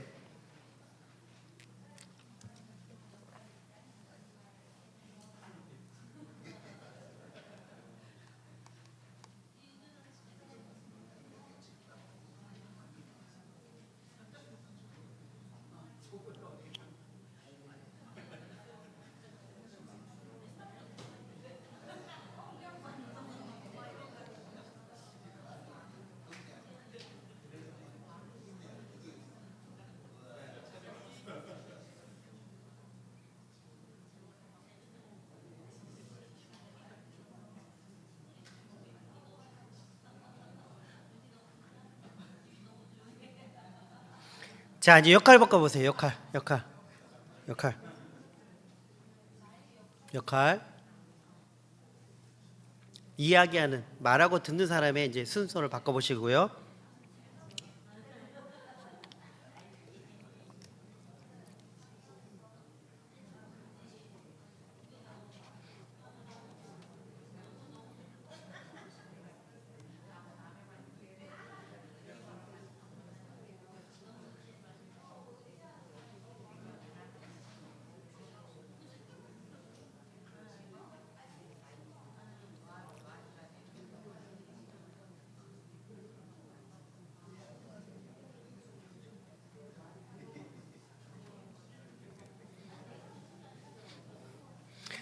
자, 여기까지 할게요. 자, 네, 여기까지 하겠습니다. 어떠셨어요? 들을 때, 말씀하실 때 좀 편안하셨죠? 네, 우리가 실습인 거 뭐 이게 좀 짜고 치는 걸 알면에도 불구하고 상대방이 나한테 좀 집중해주고 그렇게 리액션 좀 해주니까 평소보다는 좀 더 말하는 것이 수월하셨죠? 자, 들으셨을 때는 어떠셨어요?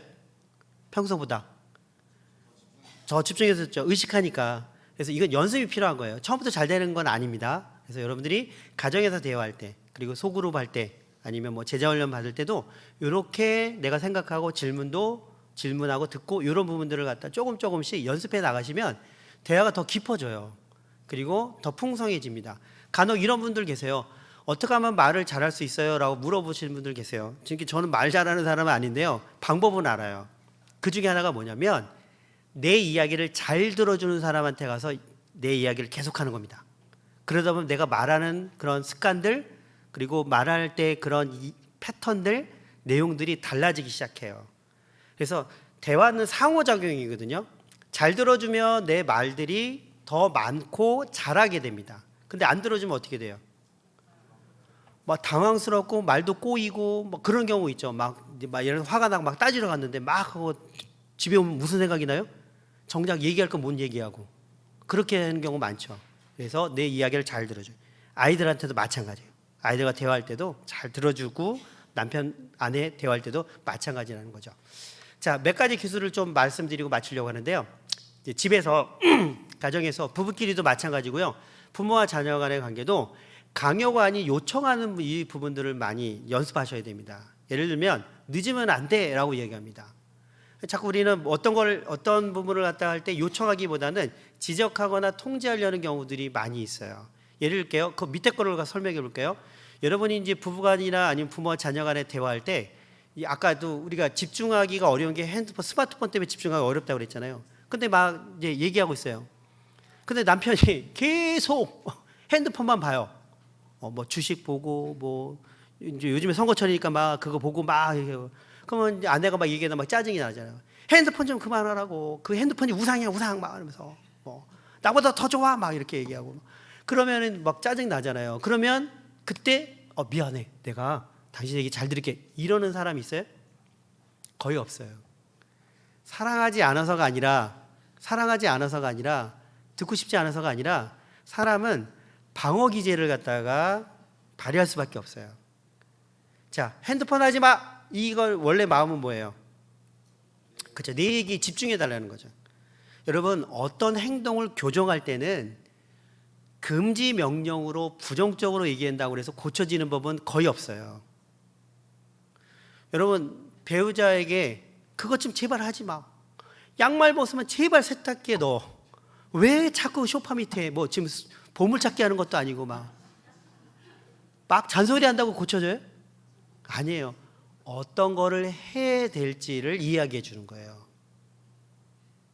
막 예를 들어서 아이들한테도 그런 거죠. 야, 너 제발 좀 일찍 좀 일어나. 왜 맨날 늦어? 왜 맨날 늦잠 자?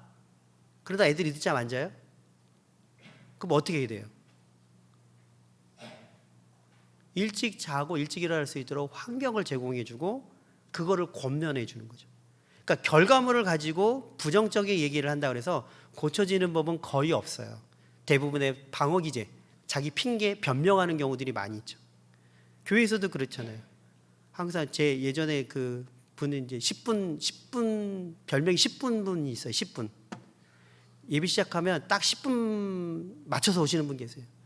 그래서 저희들이 안내 보다가 그분이 나타나면 예배 시작 10분이 됐다. 이걸 알 줄 모르겠어요. 그분한테 왜 이렇게 늦어요? 이렇게 한다고 앉는지 저게 아니에요. 제 시간에 왔으면 좋겠습니다. 핸드폰 하지 마. 뭐뭐 하지 마. 뭘 했으면 좋겠습니다. 내가 지금 중요한 얘기 하려고 하니까 저에게 집중해 주세요. 라고 하는 거죠. 그게 바로 뭐예요? 그게 바로 요청입니다. 두 번째는 뭐냐면 거절을 다루는 거예요. 거절. 거절은 뭐냐면 예를 들어서 이거죠. 싫어! 라고 한다고 해서 그러면 어떻게 해요? 우리가 상처받죠.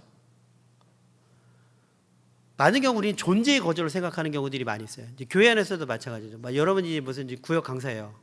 아니면 교수 선생님이에요. 내가 집안일 있어요. 그래서 내가 그걸 못할 것 같아요. 그래서 누구한테 부탁을 해요. 좀 같이 합반 좀 해줘요. 같이 연합 목장 좀 해줘요. 그러면 나 상황이 안 돼요. 나 안 돼요. 이렇게 하면 어떻게 돼요? 기분 나빠하죠. 내가 그동안 밥도 사주고 도와줬는데 지는 이렇게 나오죠. 너랑 안 놀아 막 이렇게 나온단 말이에요. 자, 이 사람이 부탁했던 건 뭐예요? 자기 일을 대신해 달라는 거죠. 근데 나는 그런 형편이 안 돼요. 그럼 그때 어떻게 하면 돼요? 잠깐만요. 우리 목장은 우리 사랑방은 지금 이런 행사 때문에 좀 어려울 것 같으니까 혹시 다른 곳과 연합할 수 있는지를 한번 제가 알아볼게요. 그리고 전화하든지 단톡방에 올리든지 그러면 어떻게 돼요? 이 사람이 고마워하죠. 근데 나는 내가 한 거예요? 안 한 거예요? 안 한 거죠. 나는 연합 안 했잖아요. 대신 이 사람이 원하는 그것을 해결해 주려고 노력했죠. 거절했죠. 근데 이 사람은 거절을 느껴요? 안 느껴. 오히려 고마워하죠. 이게 거절하는 요령이에요. 거절은 그 사항을 갖다가 거절하는데 그 사항을 같이 고민하고 해결하려고 노력하면 어떻게 돼요? 서로가 좋은 거예요. 바로 이것이 바로 거절하는 지혜고요. 그 다음에 세 번째는 뭐냐면 조언하는 거예요. 조언. 아까 말씀드렸죠. 조언은 어떻게 해야 된다고요? 1대1로 하라고 그랬잖아요. 1대1. 그러니까 사람 많은 데서 하지 말고 공개적으로 하지 말고 1대1로 개별적으로 하면서 하는데 순서가 있어요. 첫 번째, 동의를 구해야 됩니다. 그러니까 배우자에게도 동의를 구해야 돼요. 자녀에게도 동의를 구해야 돼요.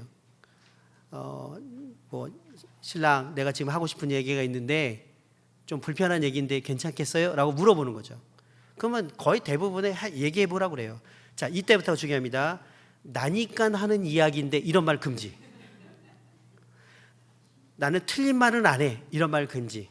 또 기분 나빠하지 말고 들어. 하는 순간 기분이 나쁘죠. 이런 거 말고요. 이때는 결과를 가지고 시시비비를 가리지 말고요. 어떤 걸 하냐면 먼저 그 사람이 했던 노력을 칭찬해 주는 거예요.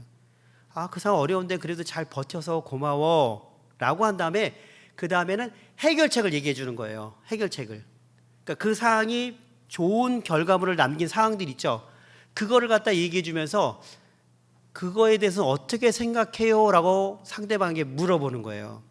그러면 그 사람이 그 해결책을 듣고 어떻게 해요? 좋네? 아니면 나는 하기 싫은데? 이렇게 나올 수 있어요. 더 좋은 방법은 2개를 얘기해 주는 거예요. 2개를.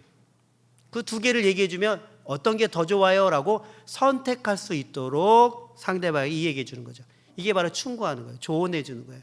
그럼 그거는 누가 책임지는 거예요? 들은 사람이 책임지는 거예요. 이게 바로 조언이라는 거죠. 그래서 여러분이 조언할 때 자꾸 틀린 거를 지적하거나 그걸 갖다 막 할 필요가 없어요. 왜? 이미 그 사람이 알아요. 그래서 오히려 해결되고 좋은 해결책을 얘기해 준 다음에 그 부분에 대해서 어떻게 생각하냐고 물어보는 거예요. 그러면 그거 들으면 알아요. 내가 뭘 잘못했고 내가 뭘 고쳐야 되는지 들은 사람이 다 알아요. 알기 때문에 이렇게 그렇게 조언해 주면 아, 그런 방법도 있었네라고 고마워하죠. 자, 마지막으로는 뭐냐면 위로와 격려가 많이 필요합니다. 뭐가 많이 필요하다고요? 위로와 격려. 여러분, 이 세상은 각박합니다. 경쟁과 비교와 자격과 조건, 능력을 따지고 자꾸 쓸모 있음 쓸모 없음을 얘기하고 요즘에 유행하는 드라마 제목도 있죠. 뭐예요? 우리는 뭐하고 싸운다? 아, 여러분은 너무 말씀과 기도에 전념하셔서 우리 무가치함과 싸운다 이걸 안 보시는군요. 물론 저희도 집에 TV가 없어요. 대신 저희는 유튜브로 이렇게 보는데 저희 막내가 딱 보더니 그걸 보고 나오더니 자기는 그걸 그 유튜브 돈 내면 보는 게 있대요. 그거 보고 나오더니 탁 처음부터 끝까지 다 보더니 딱 당당하게 난 가치 있는 사람이야. 딱 이러고 나오더라고요. 그래서 너 원래부터 같이 있었어. 그렇게 얘기했는데 세상은 그래요. 그러니까 어디서 조금만 잘하면 시기 질투 받고 조금만 못하면 어떻게 돼요? 짓밟히죠. 그게 지금 세상의 모습이에요. 특별히 여러분 자녀가 있는 분들 있으면 손자 손녀에게 너는 특별하단다라는 맥스 루케이도 목사님이 쓴 동화책이 있습니다. 거의 복음을 잘 닮았어요. 담아 있는 책이에요. 그런 걸 좀 많이 익히고 어렸을 때부터 부부끼리 제가 지난번에 5가지 사랑의 언어 인정하는 말 하면서 복음의 원리로 우리는 서로 존재를 인정해 줍니다 말씀드렸던 것처럼 서로 위로와 격려를 해야 돼요. 근데 이 위로와 격려는 말이라는 것을 통해서 전달되기 때문에 말하는 것을 차가운 말이 있고 따뜻한 말이 있다는 걸 기억하시면서 어떻게 하면 들을 때 듣기 좋은 말을 할까를 끊임없이 노력하셔야 돼요. 예를 들면 이거예요. 자녀들이 교회를 가야 되는데 중간에 교회 새는 애들이 있잖아요. 간혹 새는 애들이 있어요. 그러면 이제 나중에 선생님이 왔고 또 선생님은 또 이렇게 좀 본인 해결하면 좋은데 집사님 똘이 안 왔는데요. 막 이렇게 얘기하면 이제 그때는 이제 부모님 또 당황하잖아요. 그럼 이제 애를 잡아야 되잖아요. 족쳐야 되는데 딱 앉혀놓고 너 왜 교회 안 갔어? 엄마 그렇게 전화했는데 전화도 안 받고 말이야.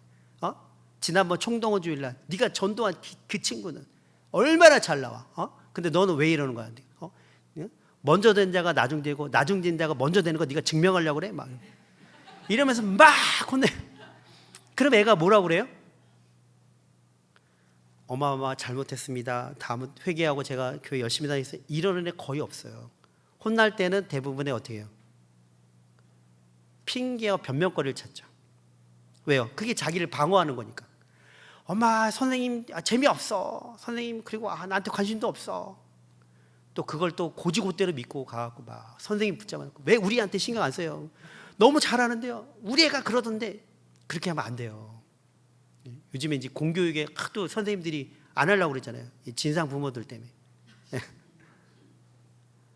그러니까 애들이 그럴 때는 애들이 거짓말 한다는 게 아니라 그걸 자기가 혼나지 않으려고 방어 기제가 나오는 거예요. 그러면 선생님도 힘들지만 아이도 힘든 거예요. 그럴 때는 어떻게 따뜻한 말을 하는 거죠. 엄마는 네가 억지로 가기보다는, 물론 엄마도 어렸을 때 교회 다니면서 재미없을 때 많았어. 빠지고 싶은 적도 많고, 너처럼 땡땡이 치고 싶은 적도 많고. 야, 근데 땡땡이 쳐본 적도 있는데 그거 나중에 다 후회되더라. 네가 마음이 편할 때 정말 네가 자발적으로 하나님께 가까이 나가는 것을 엄마는 계속 기도하고 있어. 그리고 네가 그렇게 될 걸로 엄마는 믿어. 이게 따뜻한 말이에요. 근데 우리는 이제 현상과 현실을 놓고 보고 빨리 얘를 바로 지금 안 잡아주면 막 큰일 날 것처럼 하는데 쉽지 않아요. 그리고 특히 자녀 양육은 그렇습니다. 이렇게 생각하시면 돼요. 그러니까 저도 아이 셋을 키우면서 뭐 희노애락이 있죠. 부모님 그런 질문 많이 하세요. 그러면 저는 그렇게 얘기해요. 답은 없어요. 기도 열심히 하면 됩니다. 기도해도 안 되는 애들이 있어요. 하나님 포기하신 게 아니라 때가 아니라서 그래요. 자녀 양육은, 가족은 어떻게 되냐면요, 이렇게 생각하시면 돼요. 콩나물 키우는 거하고 똑같다고 생각하시면 돼요. 여러분 콩나물 키워보셨죠?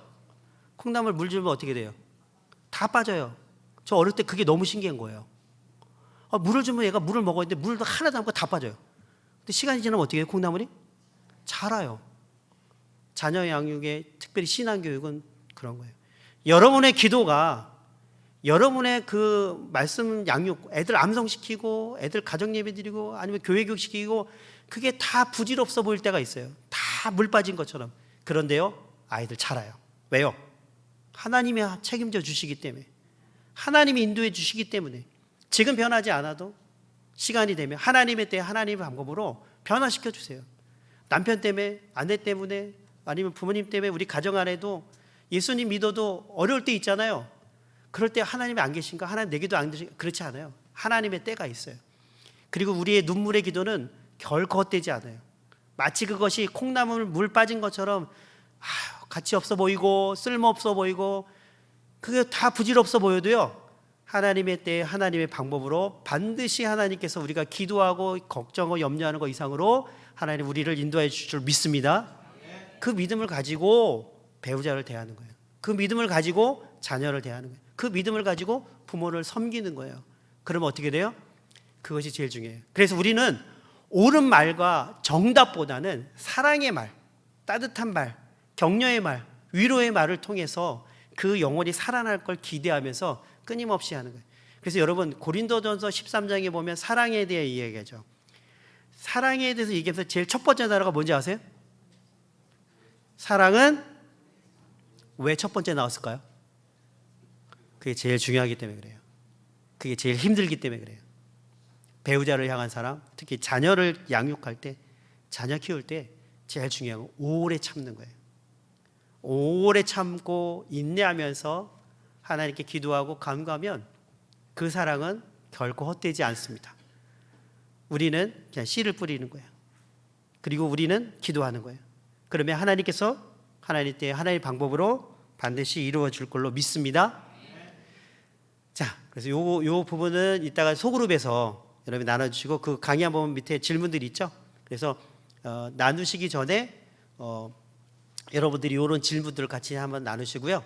지금 요것도 마찬가지. 지금 이 시간 짧게 한번 1분 정도 한번 나눠볼게요. 그래서 지금 있기 전에 요 때는 1분 동안 뭐만 나누시냐면 지금 들었던 것 중에 가장 기억에 남는 거 한 가지, 가장 기억에 남는 거 한 가지, 그리고 내가 실천하고 싶은 거 한 가지, 요것만 얘기하시고 나머지 질문들은 이따 소그룹에서 충분히 토의하시면 되겠습니다. 자, 한번 나눠보세요. 자, 가장 기억에 남는 거 한 가지만 먼저 얘기해보세요. 서로.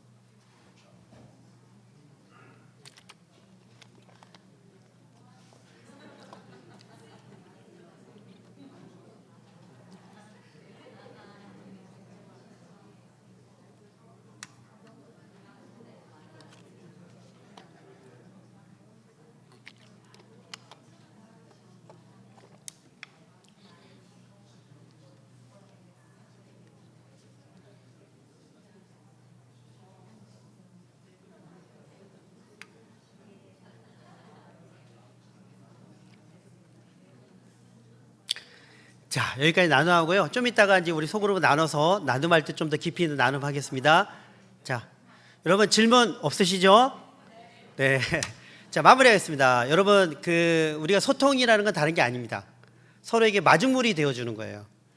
그래서 내 마음을 다해서 사랑을 마음을 담아서 우리가 상대방에게, 가족에게 우리의 작은 그런 한 바가지 물을 드리면 그 가운데 진짜 마중물이 또 역사에서 그 안에 사랑과 은혜가 넘쳐날 줄 믿습니다.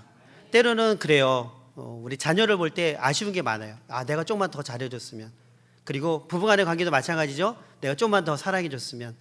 그런데 아쉬워하지 마세요.